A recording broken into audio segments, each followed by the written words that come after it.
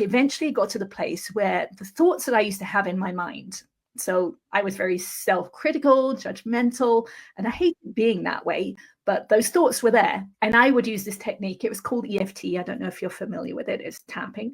I would tap on the thoughts that would come to mind, those self-critical thoughts. And eventually they stopped coming. They stopped coming to my mind.